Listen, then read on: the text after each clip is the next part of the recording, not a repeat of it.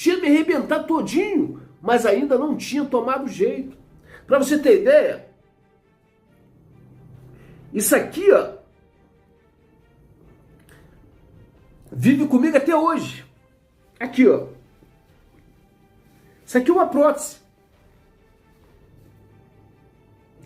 Uma prótese dessa está aproximadamente hoje em dia R$ 2.500 para você fazer uma prótese dessa. Aqui, ó, tiveram que arrancar tudo. Eu só enxergo de uma vista só. Essa aqui eu não enxergo nada. Olá, a paz do Senhor a todos que estão me ouvindo agora. Eu sou o pastor Arilson Soares, líder e fundador do Ministério Internacional Servo, que está sendo uma bênção para milhares de vidas, em nome do Senhor Jesus. Agradeço também a oportunidade, o Ministério Semeando Vida, que está aí postando esse testemunho, que seja bênção para a vida de milhares de pessoas, que venham alcançar, que venham libertar, e que o nome do Senhor Jesus Cristo seja glorificado. Amém? Então vamos lá. Vou começar pela minha infância. Eu sou filho do seu Davi e da dona Zoselita. Tenho 7 irmãos, um já falecido. E a minha infância foi bastante conturbada. O meu pai, ele tinha um vício de alcoolismo e ele era muito agressivo.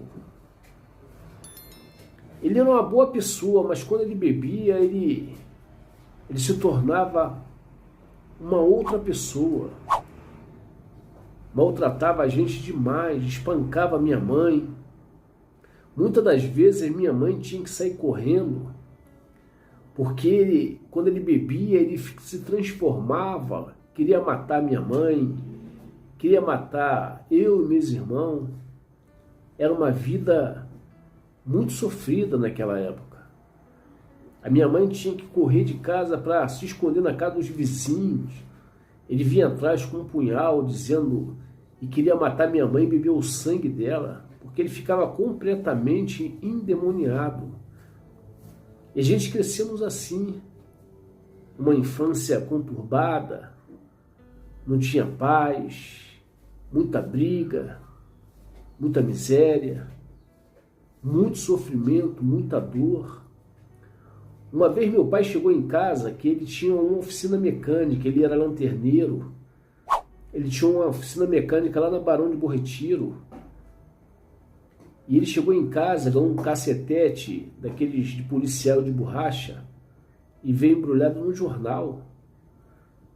E ele ali reuniu todos os filhos e ele mostrou um presente. Isso aqui é um presente que eu trouxe para vocês. Aí desembrulhou o jornal, era um cacetete.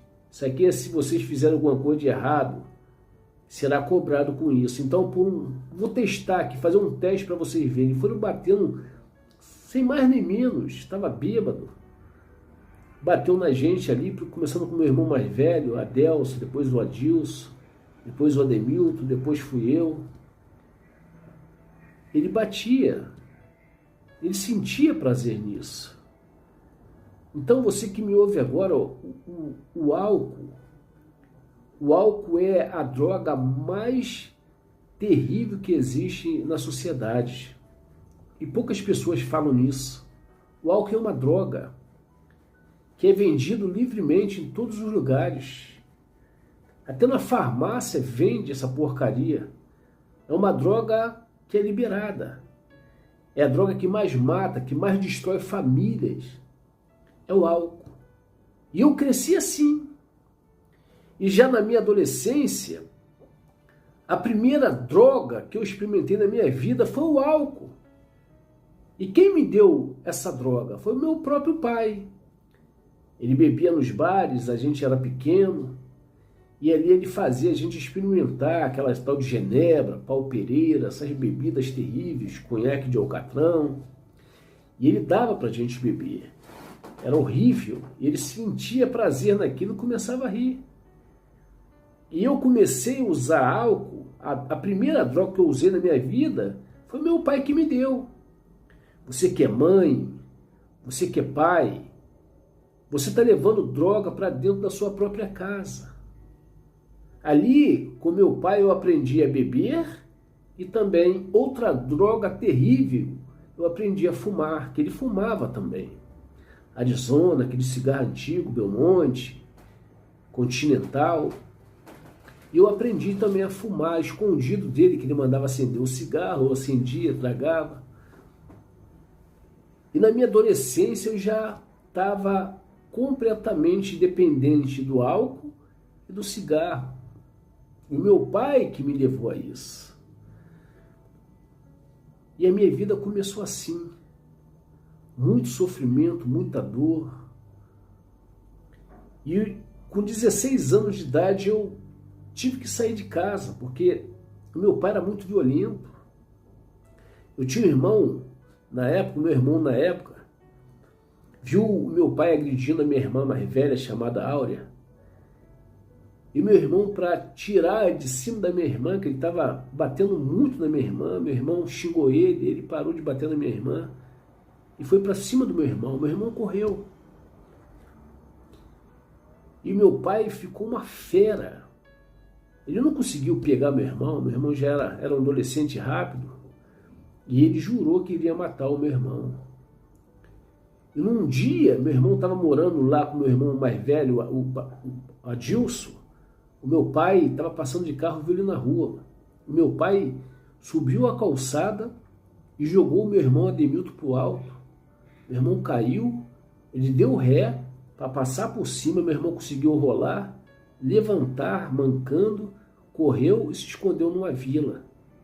E ele ficou rodeando a rua ali para ver se encontrava meu irmão, não encontrou, e depois ele foi embora. Não tinha mais como meu irmão convivia com ele. A gente estava morando nessa época lá no Morro do São João. Depois ele se mudou para Triagem e eu fui com ele. E o meu irmão ficou morando nessa casa sozinho. De Triagem ali eu também não suportei muita agressão e tal. E eu passei a morar com meu irmão, saí de casa. Eu tinha mais ou menos uns 15 anos de idade. E passei a viver com meu irmão lá. Eu e meu irmão Ademilton morando sozinho lá naquela casa, ali no Morro do São João. E na minha adolescência ali eu comecei a me envolver no crime com os amigos. Experimentei ali. O meu irmão já fumava na época maconha. Aí eu passei também a usar a maconha. Depois com a convivência passei também a usar cocaína. Comprava a cocaína lá no Morro da Mangueira, fazia uso com os amigos. Eu comecei a me envolver ali em pequenos assaltos, para sustentar o vício e para poder também nos manter. O meu irmão já não era muito envolvido com crime, ele não gostava muito, ele era mais usuário de droga, mas não se envolvia muito com crime, não era a área dele. Ele fazia uns biscates e tal. Eu não, já estava mais envolvido, conhecia muitos amigos. Aí comecei a ir para o asfalto roubar relógio, antigamente, o Champion e o relógio G-Shock. Depois comecei a fazer pequenos furtos, roubando ônibus, colocando uma falsa arma na cintura, colocava um pedaço de jornal, um pedaço de papelão, parava na porta do ônibus ali, fazia uns pequenos assaltos e ali rendia o ônibus na porta e os amigos vinham catando tudo das pessoas, era algo terrível. Ali a gente descia, corria. Depois, quando chegava no morro, vendia ali os relógios, os cordões, a aliança das pessoas para usar droga e comprar também alguma coisa para comer. Assim foi a minha iniciação na vida do crime. Eu comecei a roubar, fui crescendo. Depois de roubar ônibus, eu comecei a roubar posto de gasolina. Depois eu comecei a roubar carro. Meu primeiro carro que eu roubei foi um Chevette lá no Meia. Eu já sabia dirigir, por eu saber dirigir, então os amigos me chamavam, que eu fui criado dentro da oficina com meu pai e tal. Eu aprendi a dirigir dentro da oficina. Mas não tinha muita experiência, mas eu fui roubar o carro assim mesmo.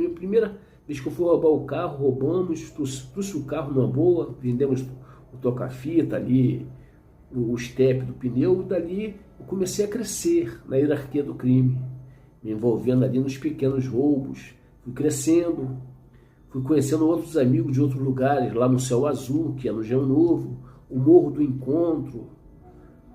Lá, depois fui também me envolvendo com os amigos lá do Jacarezinho, no Rio de Janeiro. E ali eu passei a fazer pequenos roubos, fui crescendo na hierarquia.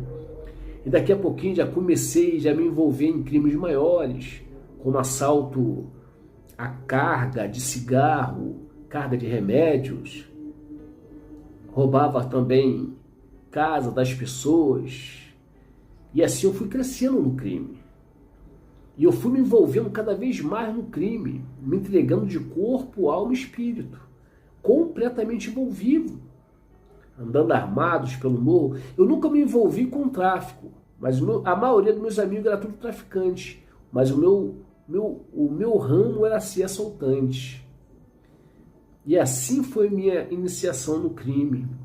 Roubava, fazia os grandes assaltos, e ali eu comprava, chegava ali, vendia as cargas, também roubava também caminhão de eletrodoméstico Telerio, Ponto Frio, vendia ali as mercadorias para os moradores do morro.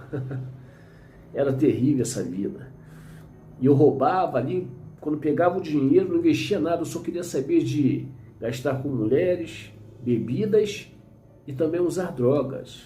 Eu ficava 2, 3 dias usando droga direto, cheirando cocaína direto, sem dormir, sem comer, fumando cigarro e também bebendo bebidas alcoólicas, cerveja, na madrugada, cai quente, até cachaça. 3 dias sem dormir, 3 dias andando para lá e para cá, até que o corpo não aguentava mais, eu tinha que dormir, aí não tinha como. Chegou uma hora que o corpo não aguenta mais e a pessoa tem que dormir. Assim era a minha vida. Assim era a minha vida, completamente sem rumo, sem objetivo nenhum. Até que um desses assaltos, eu chamei o meu cunhado e também um amigo, conhecido como Cal, que era lá da Matinha, no Morro do São João. A gente roubamos uma Kombi e tal, e no meio do caminho, nós demos de cara com uma blitz da polícia. Eu entrei numa rua desconhecida, fui para lá em Bom Sucesso, e a gente fomos presos ali, abordado por um grupo de policial, e levou a gente para a delegacia chamada ali 21 DP. Então foi algo terrível, mas antes de passar por essa cadeia, eu tive a minha primeira cadeia, minha primeira experiência na delegacia, que foi quando eu fui roubar um carro ali pernoitado, o carro capotou. Eu roubei o carro capotou, e eu fui parar lá no hospital desmaiado. Quando eu acordei, eu estava algemado, sem saber o que tinha acontecido. Depois o policial falou o que tinha acontecido. Você é bandido e tal, roubou um carro. Eu falei, eu nem sabia que eu estava ali, que eu tinha pagado. E ali eu fui transferido para 25 DP ali no Engenho Novo. Fiquei ali preso. Mas sendo que quando eu cheguei nessa cadeia, eu cheguei toda arrebentada ali. Eu conheci umas pessoas que estavam no crime, que estavam preso também, na época. E estava preso ali também na delegacia, 2 caras de peso na época, que era o Almir, do Amarelinho, e o Inseto, lá da Cachoeira Grande. E ali tinha o xadrez 1, o 2 e 3. Era 3 xadrez que tinha na 25 DP. E os caras tramaram ali uma tomada. Os caras, que Almir era um assaltante de carro forte e tal, os caras que assaltavam com ele, tramaram para pegar ele e também buscar o Inseto da Cachoeira Grande, também, que era assaltante. E eles tomaram ali a 25 DP, invadiram, renderam ali os carcereiros, trouxeram o carcereiro para dentro da carceragem, mandaram abrir todas as celas. Quer dizer, primeiro ele tirou o Inseto, depois eles deram ali o oval para todo mundo sair, né? Os caras saíram metralhando a delegacia todinha, só até no jornal na época. Foi se eu não me engano, foi em 1994 para 95. Aí eu fugi, fui correndo ali do João Novo. O Morro São João é perto, é pertinho do Morro São João. Fui correndo até o Morro São João. Entrei dentro da favela, fiquei ali intocado. Depois, quando clareou o dia, eu fui... Sei por que eu fui fazer isso. Saí dali do Morro São João, fui lá para Cachoeira Grande, que estavam os amigos da Cachoeira Grande também comigo. Chegou na Cachoeira Grande, meu irmão na época, meu irmão mais velho, Adelso, que era gerente da Boca de Fumo, lá da Matinha, foi me buscar, me levou lá para casa da minha mãe em Nilópolis. E eu fiquei 1 ano ali foragido, e nesse período eu fui condenado à revelia, tomei 5 anos e 4 meses de cadeia. Mas eu estava na rua, mas ainda continuei no crime.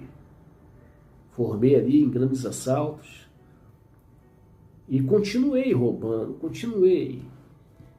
Então, com o passar do tempo, teve a minha segunda cadeia, que foi essa, lá de Bom Sucesso. Eu estava ali com meu cunhado, Ori, também com meu amigo que já faleceu, o falecido Cal, que era lá da Mangueira. Então a gente foi fazer esse assalto, roubamos uma Kombi, que a gente ia roubar um caminhão de eletrodoméstico.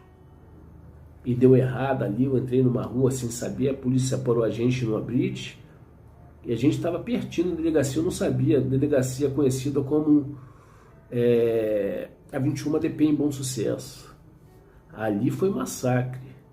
Aí na delegacia, eu soube que eu já tinha sido condenado à revelia, 5 anos e 4 meses, e depois eu fui condenado também nessa, por 5 anos e 6 meses, ao total 11 anos e 4 meses de cadeia.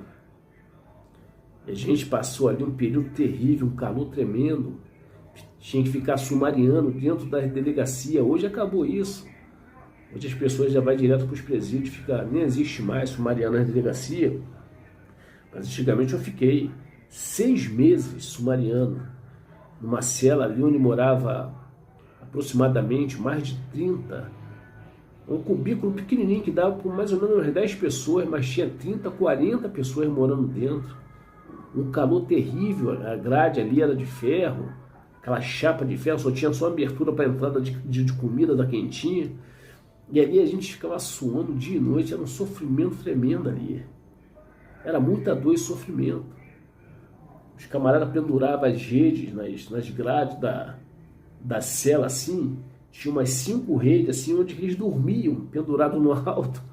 Era tipo um puleiro, ali era terrível, todo mundo apertadinho. A gente dormia no chamado de valete.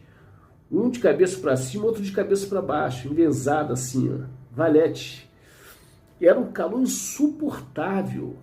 E tinha um boi também que ficava dentro da cela. Quando alguém usava o boi, ficava aquele cheiro. Era algo terrível, ali parecendo um animal. Ali era sofrimento. Contraí muito cabeça de prego, muito furúnculo, foi estourando tudo. Por falta de sol, por falta de uma comida. Porque a comida era terrível. Não podia nem se comer feijão, porque dava coceira no corpo todo. Tinha que jogar o feijão fora, comer só o arroz. Aquela comida, emagreci muito. A família, quando vinha visitar, era uma visita mais ou menos só de 15 minutos. A transferência para um presídio maior não saía. A gente tentamos uma fuga lá na 21DP, onde nós tentamos pelo buraco de luz, né? A gente tiramos ali e a gente colocava fogo na quentinha e tentava enfraquecer o concreto. Botava fogo e jogava água. Aí o concreto dava uma pequena rachadura e ia cavando o buraco, para que viemos fazer um buraco e sair pelo teto. Mas ali foi a fuga, foi alguém caguetou a fuga e os carcereiros chamaram ali os DESIP e mandou todo mundo sair ali pelado, apanhamos demais, arrebentou todo mundo. E ali nós ficamos dentro da cela depois sem nada, tirou tudo de dentro, as redes, as roupas, só podia ficar de cueca, um calor tremendo. E na hora de dormir, tinha que revezar, porque não dava para todo mundo dormir no chão, mesmo sendo de valete. E quando um levantava, o outro tinha que se espojar e dormir. Tinha vezes que as pessoas levantavam, estava um calor insuportável, que quando o camarada levantava do chão, ficava aquela poça de suor no chão. E ali a gente tinha que deitar em cima do suor da outra pessoa. Olha só a situação que o ser humano chegaria, no caso, eu cheguei no fundo do poço. E tinha que dormir ali. Fiquei nessa situação 6 meses, sofrendo. Mas dentro ali da delegacia tinha, na 21 DP tinha 4 xadrez, o 1, o 2, o 3 e o 4. O 4 ficava aqueles presos de bom comportamento. E tinha um lá que era o chamado Márcio, que era filho de pastor. E nesse cubículo 4, onde tinha ali o preso de bom comportamento, eles faziam um culto. Eles começaram a fazer um culto ali, pô, de adoração a Deus, que amenizava um pouco o nosso sofrimento. E eu ali trancado, cheio de ódio no coração, culpando ali todo mundo pelo meu sofrimento. E muitas das vezes culpava meu pai, até mesmo a minha mãe, mas a culpa era minha. Cada um colhe aquilo que planta. Muitas das pessoas, ela acha que o sofrimento que ela passa é por causa de fulano, de Bertano. Não é. Não é. A pessoa, ela colhe aquilo que ela plantou. A pessoa colhe aquilo que planta. Se você plantar coisas boas, você vai colher coisas boas. Agora, se você plantar coisas ruins, você vai colher coisas ruins. E eu plantei coisa ruim, por isso que eu estava sofrendo ali. Cheio de ódio, achando, culpando todo mundo pelo aquele meu fracasso. Mas teve uma vez ali perto ali, e quando a gente tomamos, nós perdemos esse hipnose, era véspera ali de Natal, Ano Novo. E na época, na véspera de Natal, ali, na época, o Márcio, que era filho de pastor, estava no 4, ele fez um culto abençoado, e a gente tinha que revezar, eu estava de pé, meu pé ficou inchado, porque não tinha como circular, não tinha como andar, com o pé inchadão, má circulação, cheio de cabeça de prego, cheio de furúnculo. Cabeça de prego eram umas feridas que dava na cabeça, que ficava cheio de pus, fora os furúnculos que dava no corpo todo. Tinha que estourar, era uma dor terrível. Tinha vezes que não dava nem para dormir direito por causa do furúnculo. Era sofrimento puro, aquele calor insuportável. Eu estava ali na porta, tentando respirar. O negócio era tão crítico, parecia que você estava dentro de uma panela de pressão com fogo baixo. Olha a situação que eu me encontrava naquela época. E de repente o Márcio, ele faz um culto abençoado, na véspera de Natal, ele canta ali um louvor. Aquele louvor ali marcou a história da minha vida. Ficou registrado na minha mente, no meu subconsciente. Ele começou a louvar na sombra da noite, um grito e um gemido. Aquela canção ali refletia tudo que eu estava passando, tudo que eu estava vivendo. Não quero mais persistir, nesse caminho seguir. E ali pela primeira vez ouvindo esse louvor, oh, que coisa gloriosa, as lágrimas veio. Eu chorava, mas chorava escondido, para ninguém ver eu chorando, porque se alguém vê eu chorando, o choro era sinônimo de fraqueza na vida do crime. Para você entender que o negócio era sério. Aí eu enxugava as lágrimas lá e tal, tentava disfarçar, mas pela primeira vez na minha vida eu estava recebendo a visita do Espírito Santo, que era algo que eu desconhecia. E ali ficou marcado. Logo depois desse culto houve uma transferência e o meu nome foi chamado, nós fomos transferidos para Polinter. E quando eu chego na Polinter eu sinto um pouco de alívio, que a Polinter era maior e tal. E ali eu fiquei dentro da célula na Polinter, já comecei a poder respirar melhor. Fiquei ali umas 2 semanas na Polinter. Da Polinter eu fui transferido para a Água Santa. Aí na Água Santa, ali no Jean de Dentro, eu pude respirar melhor. E na Água Santa, depois eu fui transferido para o antigo setor B, que acabou, não existe mais, lá na Frei Caneca. Uma cadeia aberta, onde eu encontrei vários amigos de rua, lá do morro, e ali eu conheci vários assaltantes, porque a cadeia, ela é uma faculdade do crime. Ali você passa a ter vários contatos, vários conhecimentos. Aí você já está ali planejando vários tipos de contato, vários tipos de coisas que você não fazia quando estava na rua. Sequestro, assalto a carro forte, assalto a banco. Então você fica naquela expectativa. Quando chegar na rua, eu vou se formar com fulano, com Beltrano, para me poder assaltar, meter a boa e parar com o crime. Mas é uma ilusão do diabo. É uma ilusão de Satanás. E eu não sabia que eu estava sob o domínio dele. Eu não sabia que a minha vida era assim, porque eu estava vivendo no reino das trevas. Existem 2 reinos nesse mundo. Um é o reino de Deus e o outro é o reino das trevas.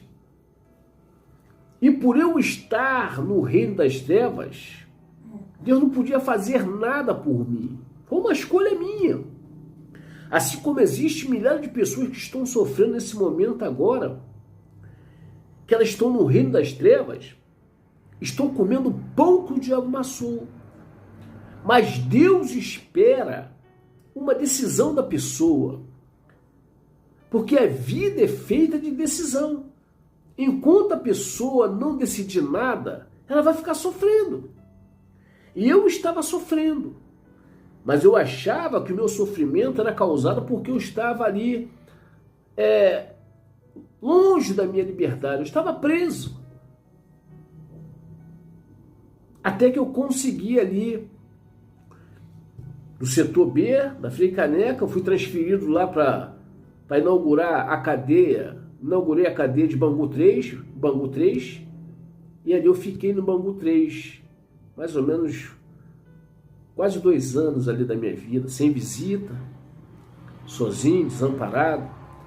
Porque quando eu estava preso, eu descobri que a companheira que estava comigo na rua cometeu ali um adultério, e como na vida do crime isso não é aceitável, eu terminei com ela lá dentro, fiquei sozinho, sem visita, no Bangu 3 ali. Quando eu cheguei, era uma cadeia nova, não tinha muito conhecimento, e ali eu fiquei sem visita. E quando a pessoa fica sem visita dentro do sistema carcerário, praticamente ele vira um mendigo, porque é a visita que leva ali os materiais higiênicos, alimentação, o cigarro, o dinheiro, tudo provém da visita. Como a pessoa não tem visita, ela fica ali como um mendigo, porque a pessoa não tem nada. E na cadeia ali ninguém dá nada para ninguém, principalmente se você não conhecer ninguém. E também você não vai pedir nada a ninguém. Então não tinha nem dinheiro para comprar um sabonete, usar uma pasta de dente, um desodorante. E ali eu escovava a dente com o dedo. Tomava banho quando tinha os companheiros lá que davam um pedacinho de sabão. Tinha umas pessoas até bacanas que ajudavam assim, dentro do seu possível. E quando tinha laranja ali, sobremesa, eu pegava as cascas para passar embaixo das axilas, para amenizar um pouco o cheiro que fica embaixo das axilas. E ali uma vida sofrida. Até que eu consegui também, por meio de carta, arrumar uma visita, né? De uma pessoa que estava comigo na rua. E essa pessoa passou a me visitar. Eu consegui fazer uma carteira para ela, mandei, ela veio. E ela passou a me visitar e ali a minha situação deu uma pequena melhorada. Ela pegava um dinheiro lá no movimento que fazia, porque os pessoal lá da Boca de Fumo mandava dinheiro para quem estava preso, né? O pessoal da Boca. E ali também eles liberavam dinheiro para mim, toda a visita, ela ia na boca, pegava um dinheiro e trazia, comprava as mercadorias, ia me visitar e trazia ali as coisas que eu estava precisando. Aí eu dei uma melhoradinha ali. E dali do Bangu 3, eu consegui também ser transferido para o presídio Edgar Costa, lá em Niterói. E nesse período todo tinha se passado quase 4 anos.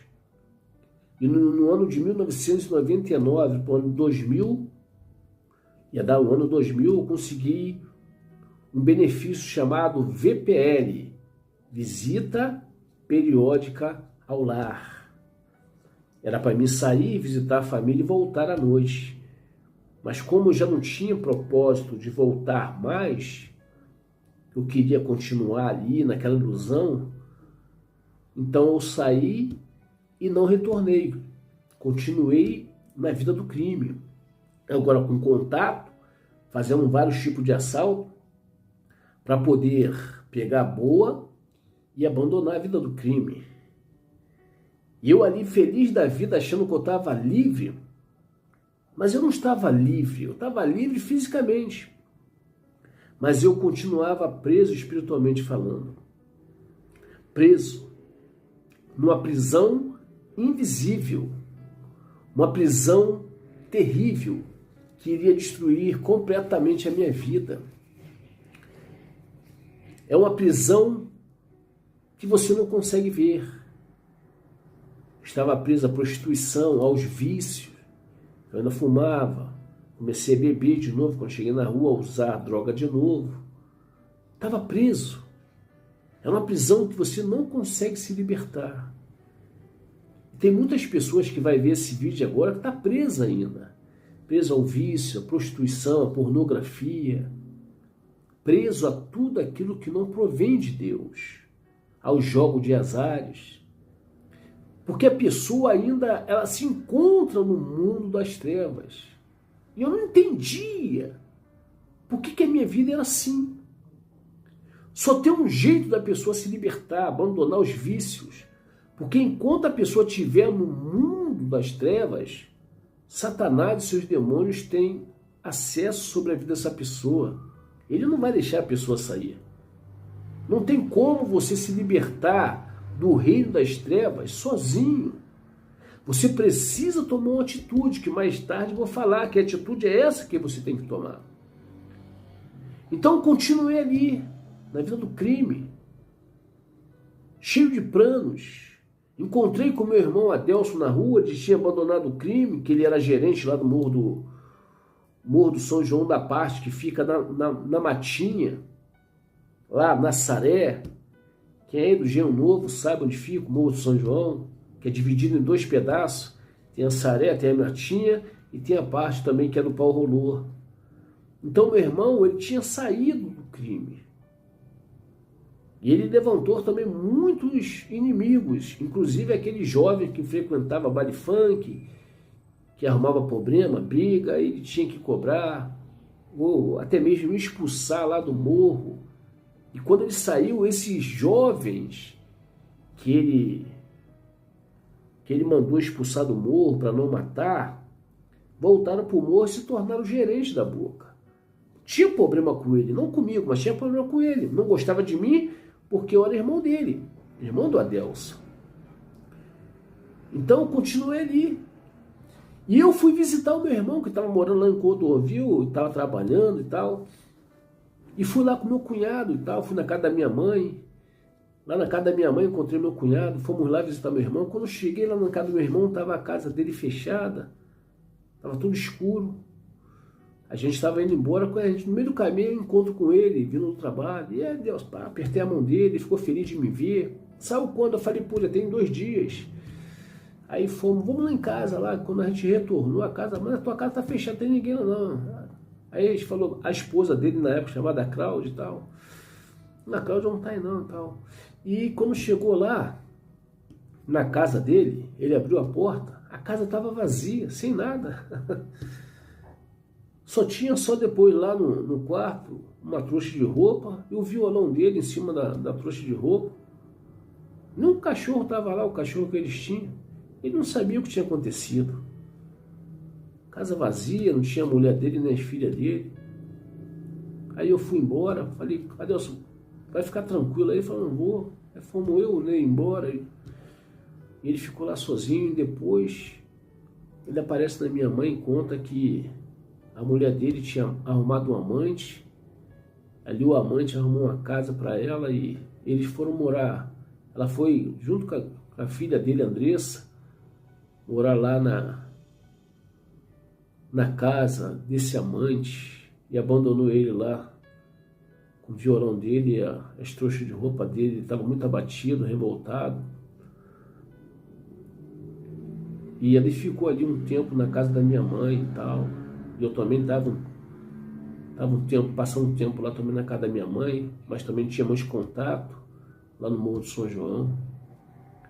E de repente, quando eu chego em casa da minha mãe, ele falou que tinha uma coisa boa para a gente mudar de vida, um assalto que dava aproximadamente 300 mil reais na época. Era 150 para mim, 150 mil para ele. Só precisava de um carro e 2 armas, uma para mim e uma para ele. Me levou no local onde ia ser realizado o assalto. Eu acreditei, meu irmão. As armas, eu tinha contato. Falei, as armas eu consigo, o carro também, são de menos. Aí eu arrumei 2 armas. Uma pistola 7,65 e um 38 de 6 tiros.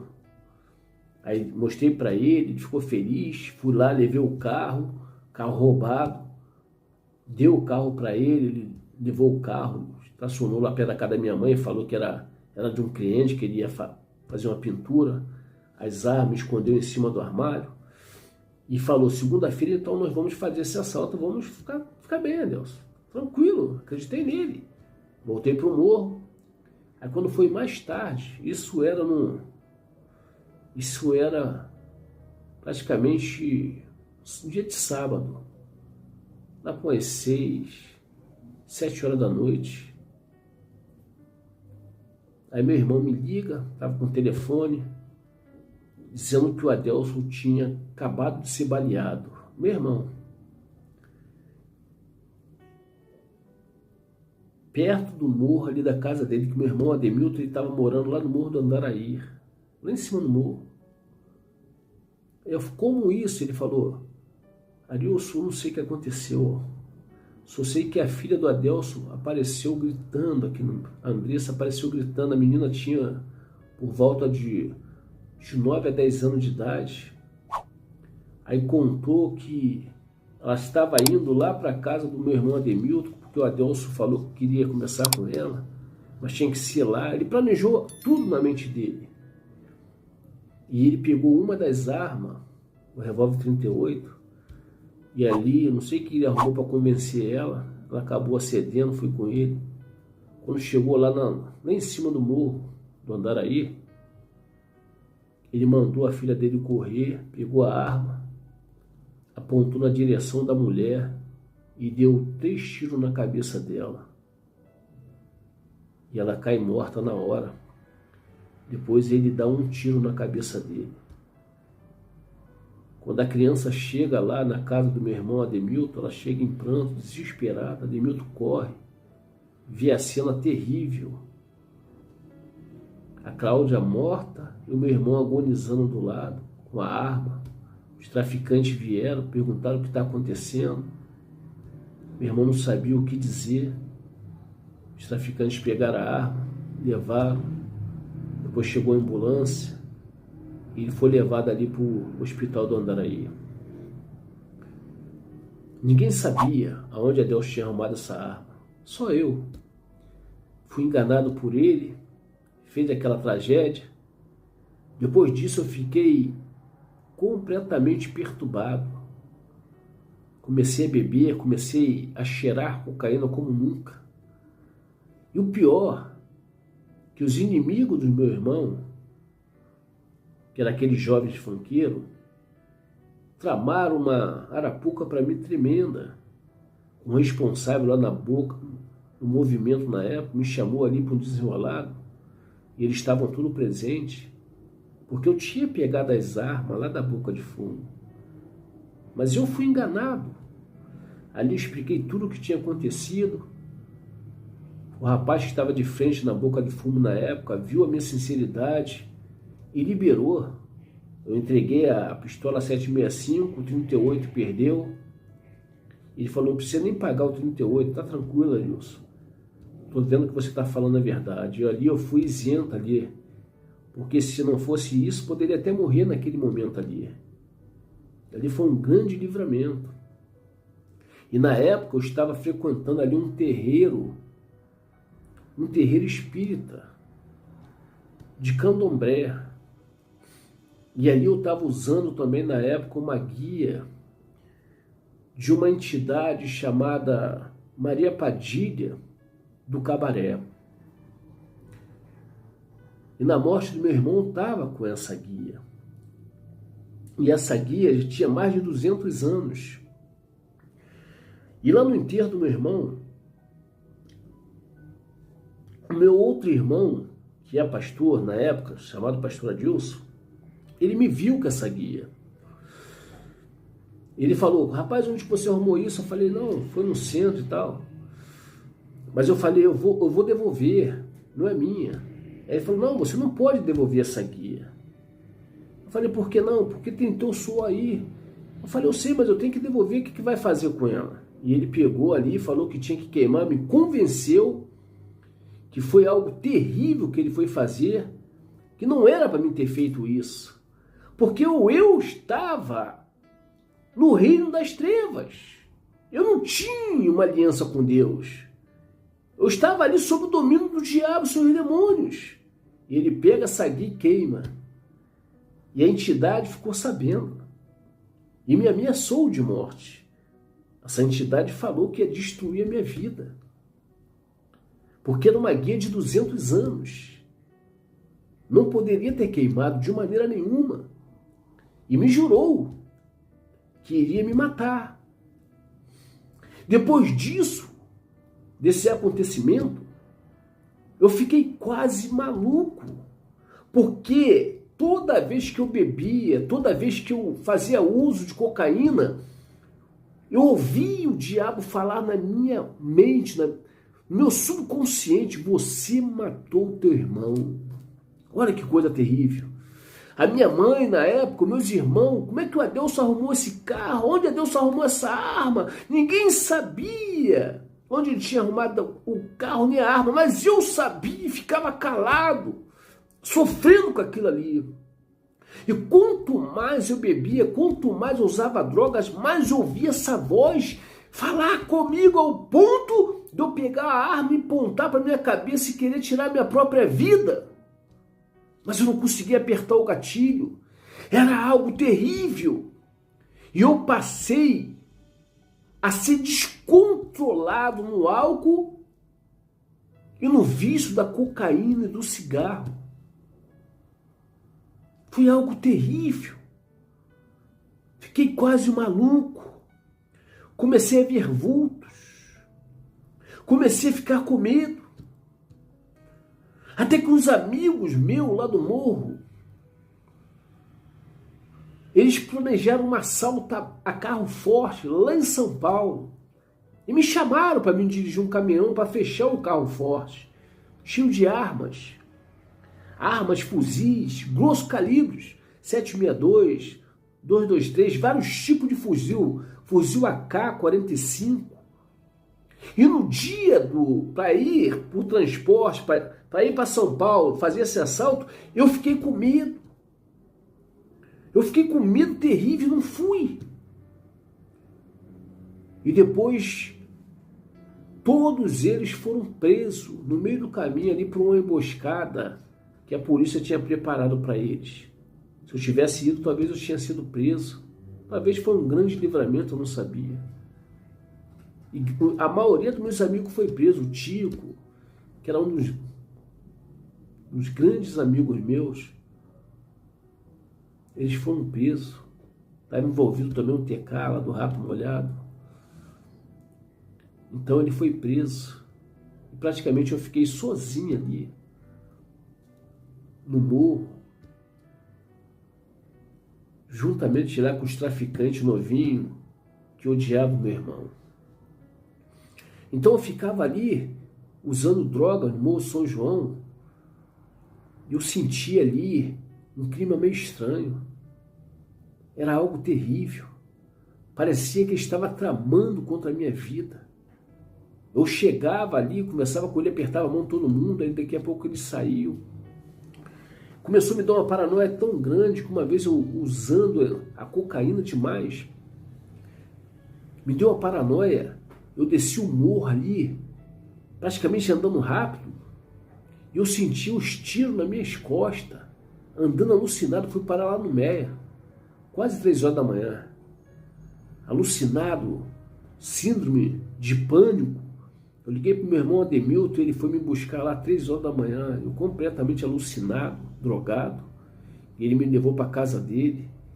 Ele perguntou: o que está acontecendo contigo, Arilson? Aí pela primeira vez eu desabafei e eu falei que a arma que o Adelson tinha feito, essa loucura,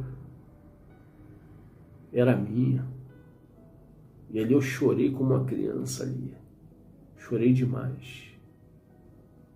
Chorei demais. Por desabafar com ele pela primeira vez. Mas mesmo assim eu não conseguia mais largar o vício. Fazia de tudo para parar de beber, para parar de fumar, para parar de cheirar. Mas não conseguia. Porque eu estava preso sob o domínio de Satanás e seus demônios. Assim como tem milhares de pessoas presas e não sabem. Só tem um jeito de você se libertar dessa prisão. É quando você, minha amiga, meu amigo ouvinte, entrega a sua vida para o Senhor Jesus. Por isso que a Bíblia diz: conhecereis a verdade vos libertará. Enquanto a pessoa não entregar a vida para o Senhor Jesus, reconhecendo Jesus como seu fiel Salvador, não tem como a pessoa sair do domínio de Satanás e demônios. Não tem como. Ela vai ficar presa ali. Vai ficar presa. E a angústia, o medo, as dúvidas, o síndrome do pânico, a depressão, a opressão, os vícios, vai fazer parte da vida dessas pessoas. Tem pessoas que não conseguem dormir, vivem à base de remédio. Tem pessoas que vê vultos, ouve vozes, assim como eu, que só é feliz quando está se drogando, bebendo, mas depois vê uma depressão terrível sobre essa pessoa. Ela tenta largar, mas não consegue, porque praticamente é impossível você largar ainda estando no reino das trevas. O diabo não deixa. Jesus é o caminho, a verdade e a vida. Sem ele nada podemos fazer. Eu continuei nessa angústia, nesse sofrimento terrível. Até que um dia eu estava ali na minha casa bebendo, lá em Nilópolis, na casa da minha mãe, e toda vez que eu bebia eu sentia vontade de usar cocaína. E eu ali fui numa boca de fumo chamado Ramiz, lá perto da casa da minha mãe. Não conhecia ninguém lá, para você ver. Mas eu fui em casa, tomar um banho, trocar de roupa, pegar um dinheiro. A minha mãe não queria, praticamente ela implorou para mim não sair. Implorou. E eu ali, completamente drogado, na base do álcool, e ali respondi ela, falei: quem sabe sou eu, quem manda na minha vida sou eu. Por isso que a Bíblia fala honrar seu pai e sua mãe. Porque quem honra o pai e a mãe é prolongar os seus dias aqui na terra. Quando você desobedece seu pai e a sua mãe, você vai colher dor terrível para a sua vida, principalmente os jovens que são rebeldes. O pai e a mãe nunca vai querer ver o mal dos seus filhos. Ela estava sentindo algo, mas eu não dei ouvido para ela sair. Se lembra da guia que foi queimada? Ali era uma casa de caboclo, que o diabo ia cobrar conta e eu não sabia. Cheguei lá na boca de fumo, lá comecei a usar cocaína, beber e tal. Mas daqui a pouco, do nada, as pessoas dos bares, do movimento, começou a me estranhar, do nada. Do nada. E de repente, quando eu olho, eu não via as pessoas. Eu via demônios ali. Tinha caído ali no Arapuca sem saber. E de repente, do nada, eles começaram a arrumar um problema comigo, chamaram o pessoal lá do movimento, os caras vieram, mas eles, graças a Deus que estava desarmado. E quando eles foram correr lá para pegar a arma que estava escondida, foi o tempo de eu correr, dentro daquela favela ali desconhecida. E eu correndo dentro daquela favela, eu, sem saber para onde ir, alucinado no efeito da cocaína, do álcool. Eu vi um muro, escalei esse muro para pular dentro da casa da pessoa para me se esconder. Mas ali, eu estava no muro, eu me joguei de cabeça. Eu desci o muro de cabeça para baixo. E eu bati num canteiro de planta que estava lá dentro. E quebrou. Quebrou o osso aqui, ó. O osso quebrou. E quando o osso quebra, ele entra para dentro. E fura a minha vista. Sabe, esse aqui é um líquido preto, ele sai junto com sangue, e ali era uma dor terrível, que eu não conseguia suportar e desmaiei, dentro da casa de alguém, dentro de uma favela, por causa da desobediência. Se eu tivesse dado ouvido à voz da minha mãe, nada disso teria acontecido. E muitos jovens morrem, muitas jovens vai viver com pessoas erradas por não obedecer o seu pai nem a sua mãe. Depois sofre. Quando eu acordei, tinha um rapaz chutando meus pés, de repente era o dono da casa. Aí quando eu me mexo, ele me olha, eu todo ensanguentado, porque quebrou aqui, arrebentou meu maxilar, a pancada que o diabo deu foi tão forte que arrebentou até o osso do meu ombro. Porque a intenção do diabo era me matar. Mas Deus tinha já um plano, um desígnio para a minha vida. E Deus não permitiu que isso acontecesse. Ele corre, ele saiu correndo e deixou o portão aberto. E eu levantei e saí ali meio tonteado, andando ali, fui parar numa rua sem saber onde que eu estava. E não é coincidência. Ali foi a mão de Deus. Quando eu estou no meio da rua andando, desorientado, quem que vem na minha direção? Uma ambulância. Uma ambulância andando ali, no derredor da favela, perdida. Eles foram buscar alguém que estava doente, mas na volta eles se perderam, porque não foi ali algo natural, foi algo sobrenatural. Deus fez ele errar o caminho para me buscar.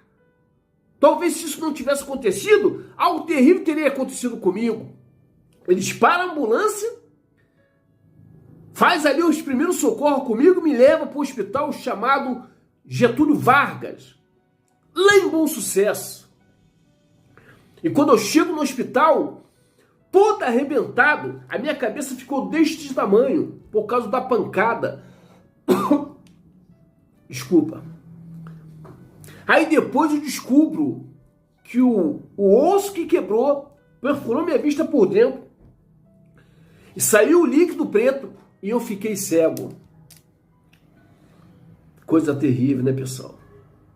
Mas a Bíblia diz, é melhor você entrar no reino de Deus com um olho do que com os dois ser lançado no inferno.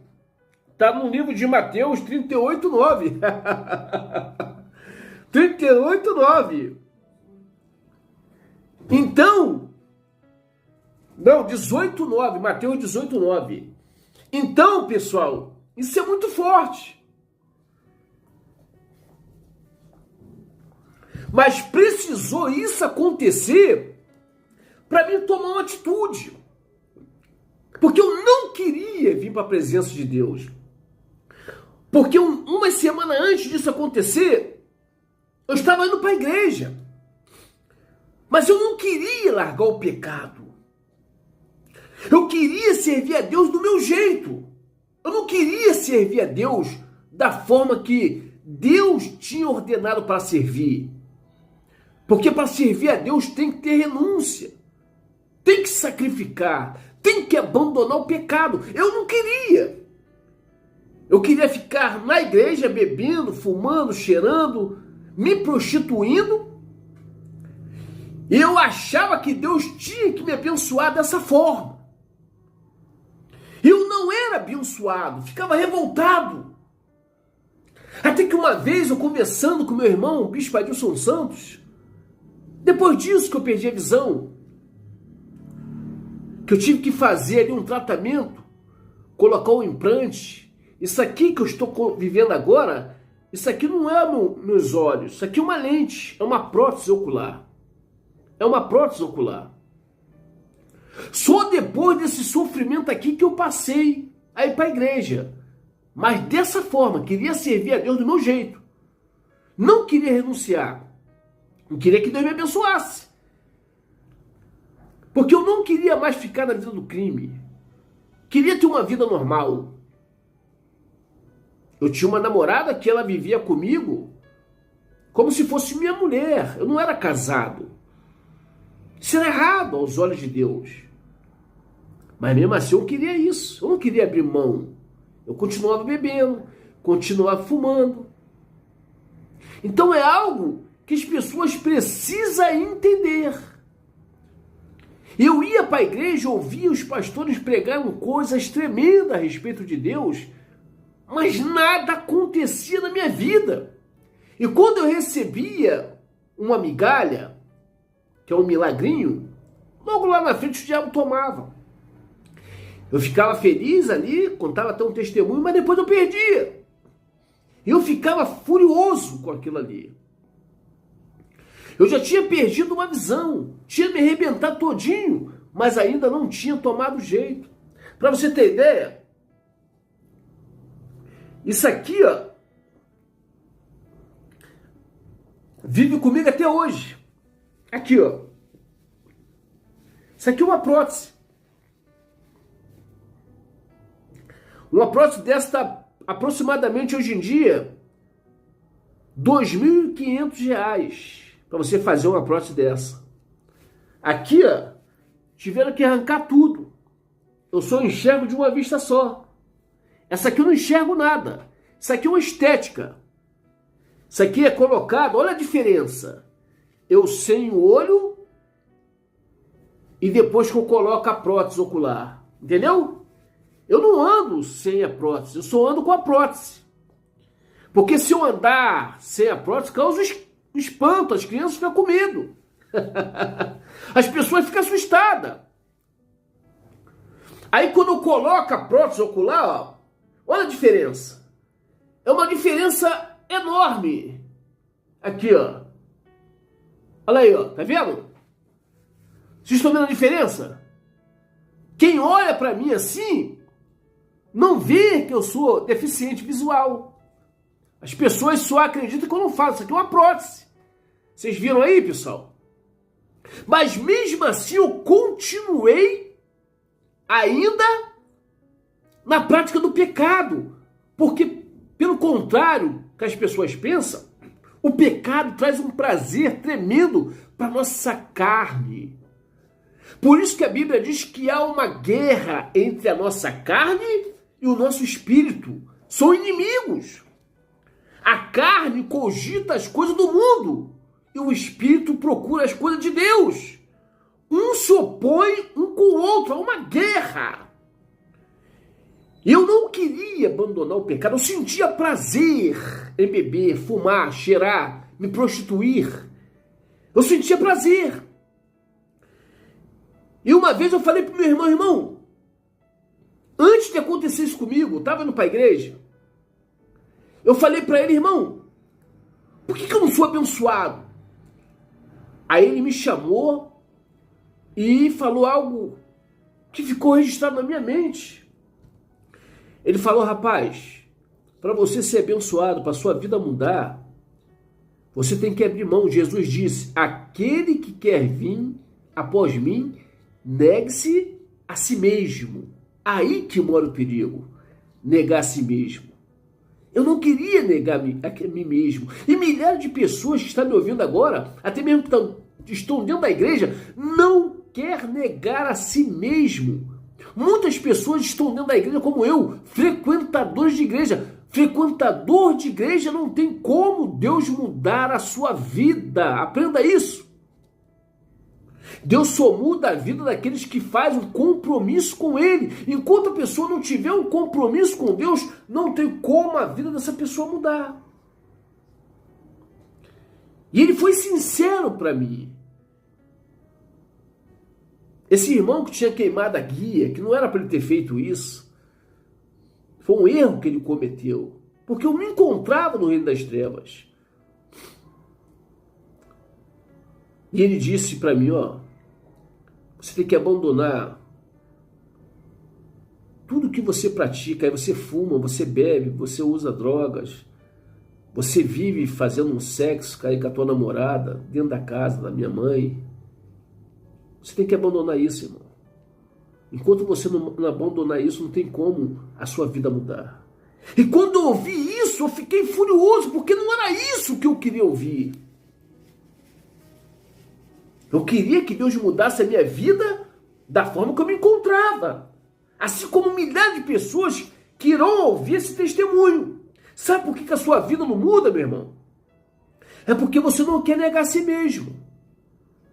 Você quer continuar sendo a mesma pessoa. Você precisa nascer de novo. Como Jesus disse para Nicodemo, que era um religioso, conhecedor até mesmo da palavra, porque era nascido da carne. O que é nascido da carne é carne. E quando eu ouvi isso, eu abandonei ali a igreja. Não quis saber mais da igreja. Estava com o dízimo guardado. Cheguei em casa, peguei o dízimo. Fui lá pro bar. Pedi um maço de cigarro. Com o dízimo que estava guardado. Um 10 filtro branco. O cara me deu. Acendi um. Aquele prazer de fumar um cigarro. A carne. Depois pedi uma Skol. Aí ele pega uma Skol lá, geladinha. Traz uma tulipa, que estava também dentro do freezer, geladinha. Aí eu boto a cerveja ali dentro do copo. Dou aquela golada. Prazer. Aí depois entra mulheres ali com um shortinho curtinho para comprar alguma coisa dentro do bar. Aí eu fico olhando as mulheres, observando ali o corpo delas. Aí eu falei, ter que abandonar tudo isso? Não quero isso não. E eu escolhi viver na prática do pecado. Paguei um preço muito caro. Quase morri. Tive que perder uma visão. E quase perdi a vida. Mas aquilo que o meu irmão falou, o pastor Adilson Santos, ficou registrado na minha mente. E ali, sofrendo, depois que eu fiz a operação, coloquei a prótese, eu falei, Senhor, o Deus que me visitou lá dentro da 21 ADP, lá em Bom Sucesso, se o Senhor existe mesmo, se o Senhor existe, meu Pai, se manifesta na minha vida, a partir de hoje eu não bebo, eu não fumo, eu não vou me prostituir mais, eu quero o Senhor na minha vida. Porque eu precisava tomar esse tipo de atitude para Deus se revelar para mim. Aí a mulher que estava me visitando todo final de semana, ela chegava em casa e queria sexo, mas eu não queria. Eu queria Deus. E ela me agredia. Foi fácil, não. Quando eu me arrumava para ir para a igreja, ela ficava na porta da casa com a faca na mão, falando, argumentando que eu não queria mais nada com ela porque eu tinha arrumado outra mulher na igreja, se eu tentasse passar, ela ia me enfiar a faca, porque eu não estava querendo mais ter o ato sexual fora do casamento. É o preço que eu tinha que pagar. E para mim se livrar disso, eu tive que terminar com ela. 4 anos vivendo já junto com ela. Foi uma dor tremenda, porque a fé ela machuca. Abandonei amigos para mim poder parar de beber, de cheirar. Tem que abrir mão, pessoal. Tem que renunciar. E quando Deus viu que realmente era isso que eu queria, eu passei a sentir a presença de Deus. Quando foi no domingo, eu estava me arrumando para ir para a igreja, eu recebi a visitação do Espírito Santo dentro da minha casa. E quando eu me arrumei, estava ali em Lópolis, a igreja é lá em Duque de Caxias. E dentro do ônibus ali eu estava sentindo a presença de Deus. E quando eu cheguei na igreja, qual o louvor que estava tocando lá? O mesmo louvor que Deus me visitou dentro da 21 ADP. Quando eu estou subindo a escada para me apresentar ali no salão, a igreja estava cheia. E quando eu acho um espacinho para mim sentar lá no banco, o tecladista estava cantando: não quero mais persistir nesse caminho seguir. Ergo meus olhos e clamo perdão. Com todo o meu fervor me entrego a ti, ó meu Senhor, que eu venha sentir teu amor. E eu cantei bem forte: Espírito Santo, vem, aliança contigo eu farei, jamais eu te abandonarei. E nesse exato momento eu recebi o batismo com o Espírito Santo. Eu chorava como uma criança, eu balbuciava, sentindo a presença de Deus pela primeira vez na minha vida. E a partir daí, então, eu abandonei tudo, trabalho, casa, e me entreguei a Deus de corpo, alma e espírito. Passei a ser um obreiro, passei a dormir dentro da igreja só para fazer a obra. Não tinha salário. Evangelizava todos os dias. A igreja abria de segunda a segunda, 7 horas da manhã, e só fechava 10 horas da noite. Eu e os companheiros Leonardo e o pastor Ismael. E ali eu comecei a minha caminhada. Até que os dois saíram ali, eu fiquei sozinho. E ali, por falta de recurso, a igreja ia fechar. E eu disse ao pastor: pastor, não deixa a igreja fechar não, me dá oportunidade. Ele me deu. E eu passei a trabalhar fielmente naquela obra ali. A igreja começou a crescer. E ali eu fui aprovado. E ali eu fui levantado ali a pastor auxiliar. E a obra não fechou, cresceu e começou a dar frutos. Começou a dar gente. E hoje, pela misericórdia de Deus, eu estou há mais de 20 anos pregando a palavra de Deus. Hoje eu me encontro aqui em Minas Gerais. Hoje estou fazendo a obra de Deus aqui em outro estado, em Minas Gerais. Casei. Encontrei uma esposa abençoada, a obreira que era de outro ministério, mas da mesma igreja. Eu residia na igreja, na época, Tabernáculo Mundial da Fé, que ficava ali em Belfor Roxo, e a minha atual esposa era obreira ali da Igreja Tabernáculo Mundial da Fé, ali do Parque Fluminense. E Deus preparou tudo. E eu fiquei 4 anos sozinho, esperando minha esposa, orando. Até que Deus me deu a minha esposa, a pastora Daniele. E ali construímos uma família, temos filhos, um casamento abençoado. Hoje nós estamos aí casados mais de 16 anos, vamos fazer 17 anos. E a cada ano que passa eu continuo amando minha esposa cada vez mais. Sou fiel à minha esposa, ela é fiel a mim. E o amor que eu sinto por ela aumenta a cada ano que passa. Porque foi um casamento direcionado por Deus. E antes dela casar comigo, ela já tinha recebido uma profecia que ela iria casar com o pastor. Ela não queria, mas ela acabou casando. Deus providenciou tudo. E hoje nós temos um casamento abençoado. Sou feliz. Estou fazendo a obra de Deus aqui em Minas Gerais, em Uberlândia. E Deus tem nos abençoado, nos deu um apartamento aqui, 2 quartos, sala, cozinha e banheiro. E está sendo uma bênção viver na presença de Deus. Até hoje, depois que eu tomei essa atitude de entregar a minha vida para o Senhor Jesus, que eu abandonei o reino das trevas, hoje eu vivo no reino de Deus.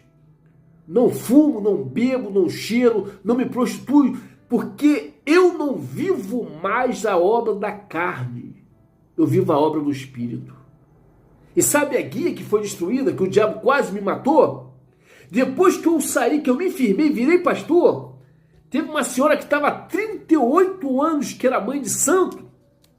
Ela entregou a sua vida para Jesus, abandonou o espiritismo e ela tinha um centro de espírita, de umbanda, dentro da casa dela. E eu fui lá acabar com o centro, tirar tudo. Ela não queria mais o centro na casa dela. Ela queria servir a Deus. E nós ali enchemos 2 carros, demos 8 viagens, para você ver tanta coisa que tinha lá dentro. Coloquei dentro ali da garagem roupas caríssimas. Tinha roupa até de 8 mil reais. Cadeiras, pilão, tarô, guia, imagens de escultura do Zé Pilintra, do Tranca-Rua, do Homo Nu, da Pomba Gira. E eu quebrei tudo lá na garagem. Eu enchi praticamente 20 sacos daquele preto de lixo, cheio de coisas quebradas, que eu ia levar para o monte para apresentar. De repente, quando termino tudo, quem chega lá aproximadamente 7 horas batendo no portão da igreja? A filha dela, que era espírita também, dessa senhora. E ela foi lá buscar as coisas que a gente tinha tirado lá da casa da mãe dela. A mãe dela deu a permissão, mandou quebrar tudo. A mãe dela que deu esse oval. Quando ela chega lá, ela fala, quebrou tudo, não tem mais nada aqui. Quando ela olhou, ela chorou, ficou desesperada. E levou o meu nome para um centro-mãe, que tem lá em Belfor Roxo. Cerca de 8 mil pais de santos se reúnem nesse centro, uma vez por ano. Levou o meu nome. E apresentaram vários aparatos para me destruir. Sabe o que aconteceu? Nada. Porque eu não pertencia mais ao diabo. Hoje eu pertenço a Deus. E contra Jacó está escrito. Números 23, 23. Não há encantamento nem mal olhado. Não adianta trabalho de feitiçaria nem bruxaria. Por causa de uma guia, eu quase morri. Mas eu acabei com o centro espírita. Destruí tudo. E nada, nem um fiozinho do meu cabelo foi tocado, porque a minha vida hoje pertence ao Senhor Jesus. E só tem um jeito do diabo me destruir, se eu sair da presença de Deus, mas isso nunca vai acontecer. Sabe por quê? Porque eu, pastor Ariel Soares, nasci de novo, sou nascido do Espírito. Hoje a minha vida pertence a Deus. Hoje eu sou usado por Deus para ganhar almas, para libertar, para pregar a palavra do Senhor aos cativos oprimidos que ainda se encontram sob o domínio de Satanás e seus demônios. Eu oro, pessoas são curadas, até mesmo de câncer. Eu oro, pessoas são libertas. Eu oro e o poder de Deus se manifesta. Antes eu era usado pelo diabo, hoje eu sou usado por Deus e tenho muito orgulho nisto. E toda a honra e toda a glória é dado para Ele.